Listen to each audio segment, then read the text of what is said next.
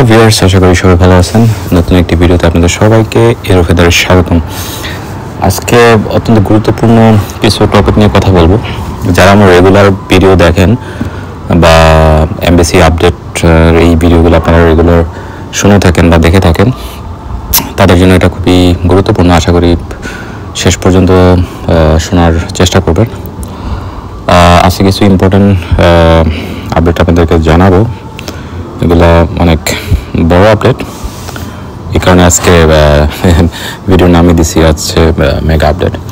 তো চলুন শুরু করা যাক আগে ডক সাবমিশন মেলের আপডেট নিয়ে।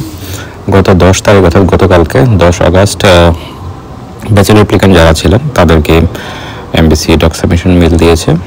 সেখানে মোটামুটি 60 থেকে 70 জন স্টুডেন্ট ব্যাচেলর অ্যাপ্লিক্যান্টস তারা ডক সাবমিশন মেল পেয়েছে। এই ডক সাবমিশনে গত সর্বশেষ ডকের 6 মার্চ পর্যন্ত মনে হয় দিছিল। 6 মার্চ থেকে 27 মার্চ পর্যন্ত এই মোটামুটি 21 দিনের যে স্টুডেন্টরা ছিল সবাই ডক সাবমিশন মেল পেয়েছে 27 তারিখ পর্যন্ত। অর্থাৎ নেক্সট ডক সাবমিশনে আপনি আশা করতে পারেন যে 27 মার্চের পরে যে স্টুডেন্ট যারা আছে তারা ডক সাবমিশন মেল পাবে।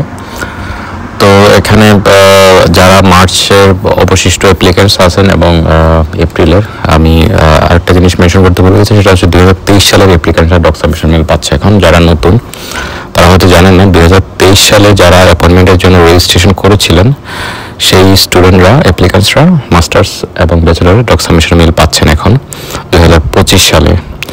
সো এখানে প্রায় 60+ ব্যাচেলর স্টুডেন্ট তারা ডক সাবমিশন মেল পাইছে এবং ইতিমধ্যে অনেকে ডক সাবমিট করে দিয়েছে এবং অ্যাপয়েন্টমেন্টের স্লটের জন্য তারা বুক দিয়েছেন। এবং ব্যাচেলরের সাথে আজকে 11 আগস্ট আপনাদের সাথে একটা মেগা আপডেট শেয়ার করবো। সেটা হচ্ছে গত 2 বছরে যেটা হয়নি বা গত 1-1.5 বছরে বড় ধরনের কোনো ডক সাবমিশন মেল আসেনি। আপনারা হয়তো কেউ জানেন যে বাংলাদেশে নতুন অ্যাম্বাসেডর জয়েন করছেন হেয়ার লুটস, ওনার নাম হচ্ছে রুডিগার লুটস। তো উনি জয়েন করার পরে এই যাবৎকালে সবচেয়ে বড় ডক সাবমিশন মেলটা আজকে আসছে, সেটা হচ্ছে মাস্টার্স অ্যাপ্লিক্যান্টদের। আজকে 11 আগস্ট মাস্টার অ্যাপ্লিক্যান্টরা প্রায় 250-এরও বেশি স্টুডেন্ট ডক সাবমিশন মেল পেয়েছে। যেটা আপনারা জানেন যে গত 1-1.5 বছর ধরে ডক সাবমিশন খুবই অল্প স্টুডেন্টরা পেত, ধরেন 100 জন ম্যাক্সিমাম ছিল, এবং গত কয়েক মাসে সেটা অনেক কমে গেছিল। মানে 10 দিনের 15 দিনের করে স্টুডেন্টদের ডকুমেন্ট সাবমিশন কভার করতে হয়। সেখানে দেখা যাচ্ছে 40, 50, 60, 70 অ্যাভারেজ এরকম, বা কখনো দেখা যাচ্ছে 30 জন 40 জন এরকম সংখ্যক স্টুডেন্ট ডক সাবমিশন মেল পাইতো। এবং আমরা গত কয়েক মাসে এটা লক্ষ্য করছি যে 1 মাসের ডক সাবমিশন মেল কভার করতে এমবিসির লাগতো 3 মাস। তো সেই তুলনায় 2023 সালে মাস্টার্সের জন্য যারা অ্যাপয়েন্টমেন্টের জন্য রেজিস্ট্রেশন করছিলেন সেখানকার জানুয়ারির 26 তারিখ থেকে এই ডক সাবমিশনে, আজকের ডক সাবমিশনে জানুয়ারি 26 থেকে ফেব্রুয়ারি 27 পর্যন্ত 1 মাসেরও বেশি, 1 মাসই ধরেন আপনি, 30 দিনের এত সংখ্যক স্টুডেন্টদের ডক সাবমিশন মেল দিয়েছে, যেটা একটা রেকর্ড পরিমাণ। এবং আমরা আশা করি যেহেতু নতুন অ্যাম্বাসেডর নিযুক্ত হয়েছেন, উনি ডিফারেন্ট কোনো স্ট্র্যাটেজি নিয়ে কাজ করবেন। আমি আমার লাস্ট ভিডিওগুলোতেও বলছি যে যেটাই বলুক, প্রত্যেকের কাজের একটা নিজস্ব স্টাইল থাকে, নিজস্ব প্ল্যান থাকে বা পরিকল্পনা থাকে। সব কিছু খেয়াল রেখে আমরা আশা করতে পারি যে নতুন অ্যাম্বাসেডর হয়তো আমাদের জন্য, যারা অপেক্ষামান স্টুডেন্ট আছেন তাদের জন্য ভালো কিছু নিয়ে আসবে, কোনো ডিফারেন্ট স্ট্র্যাটেজিতে কাজ করবে যাতে এই ধরনের ব্যাকলগগুলা ক্লিয়ার হয়ে যায় এবং জার্মানি স্টুডেন্ট ভিসা প্রসেসটা আরও একটু স্মুথ হয়। তো এই হচ্ছে মাস্টার্স অ্যাপ্লিক্যান্টদের ডক সাবমিশন ইমেলের আপডেট। অর্থাৎ গত 26 জানুয়ারির পর থেকে 26 জানুয়ারি থেকে ফেব্রুয়ারি 27 পর্যন্ত স্টুডেন্টের ডক সাবমিশন মেল পাইছে। এখানে প্রায় 250 বা 200 বেশি আমি ধরি, আমি এক্সাক্ট নাম্বার জানা নাই, বাট আমাদের অ্যাজাম্পশন অনুযায়ী এটা 250+ বেশি আর কি। এখন হচ্ছে যে কোনো কিছু হইতে পারে, আমি আপনাদেরকে একটু কেয়ারফুলি শোনার জন্য বলতেছি যে যারা মার্চের বাদবাকি অ্যাপ্লিক্যান্টস যারা আছেন মার্চ, এপ্রিল এবং মে এই 3 মাস, বা জুনের যারা অ্যাপ্লিক্যান্ট আছেন তারা কাইন্ডলি আপনারা প্রিপারেশন শুরু করে দেন, ভালোভাবে সব কিছু রেডি করুন। আর যদি মনে করেন যে আপনি আগামী 3-4 মাসও কোনো কিছু করতে পারবেন না বা ইম্পসিবল, আপনার অনেক কিছু রেডি না, প্লিজ আপনাদেরকে কাইন্ডলি রিকোয়েস্ট করতেছি আপনাদের অ্যাপয়েন্টমেন্টগুলো ক্যান্সেল করে দিন।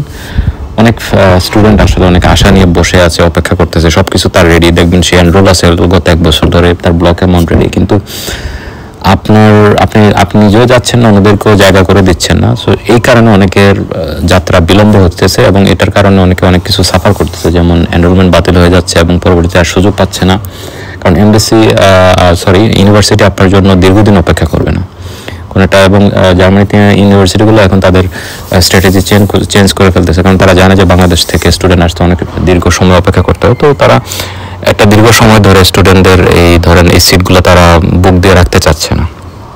তো কারণ আপনাদের কাছে রিকোয়েস্ট, যারা আসতে পারবেন না বা আপনারা মনে করেন যে আপনাদের সঠিক ডকুমেন্টস সঠিক টাইমে হাতে আসবে না, আপনারা প্লিজ আপনাদের অ্যাপয়েন্টমেন্ট ক্যান্সেল করে দিন, অন্যদেরকে আসার সুযোগ করে দিন। এবং সেই সাথে আপনাদের আরও একটা বিষয়ে, আপনারা যেহেতু আমার ভিডিওগুলো দেখেন, আপনাদের রিকোয়েস্ট করব আপনারা অ্যাজ এ টিম হিসেবে কাজ করেন, এই কারণে যে আমাদের সাবেক যে এক্স অ্যাম্বাসেডর আকিম টোস্টার, উনি থাকাকালীন আমরা দেখছি আমাদের অনেক ভাই ব্রাদাররা কি করছে, ওনার টুইটারে ওনাকে অনেক হ্যারাসমেন্টমূলক কমেন্ট করছে বা অন্যান্য জিনিসগুলো করছে। এগুলো যাতে অন্তত নতুন অ্যাম্বাসেডর আসার পরে না হয়, আপনারা কাইন্ডলি একটা টিম থাকেন যাতে এই সমস্ত কমেন্টসের এগেনস্টে জবাব দেওয়ার জন্য বা রিপোর্ট করার জন্য ওই প্রোফাইলগুলোকে, কারণ এটা আমাদের দেশের ভাবমূর্তিকে নষ্ট করে। আপনারা আশা করি এই ধরনের কোনো একটা টিম করে বা আপনারা 10-12 জন কয়েকজন স্টুডেন্ট এরকম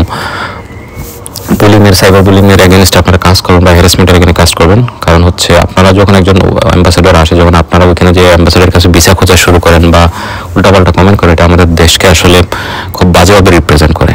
ঠিক আছে, এটা আমাদের দেশের মানুষদের প্রতি বা স্টুডেন্টের প্রতি ভালো কোনো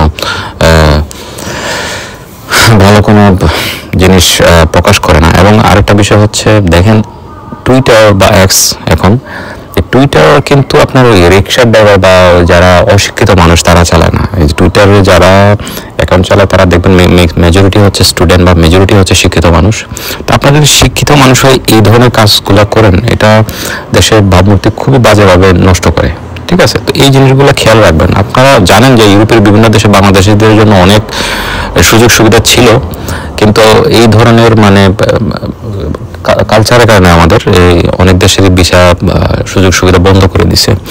এবং আরেকটা কনসার্নিং বিষয় আপনাদেরকে কেয়ারফুলি একটু বলে রাখি, সেটা হচ্ছে আপনারা হয়তো জানেন যে পাকিস্তানের অলরেডি সব ধরনের ভিসা কার্যক্রম স্থগিত করছে জার্মানি।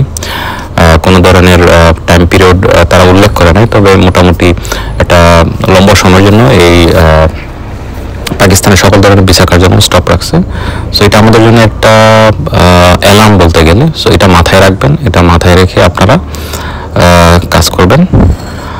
তো এই পর্যন্তই আজকের ভিডিও। ভালো থাকুন, সুস্থ থাকুন, আল্লাহ হাফেজ।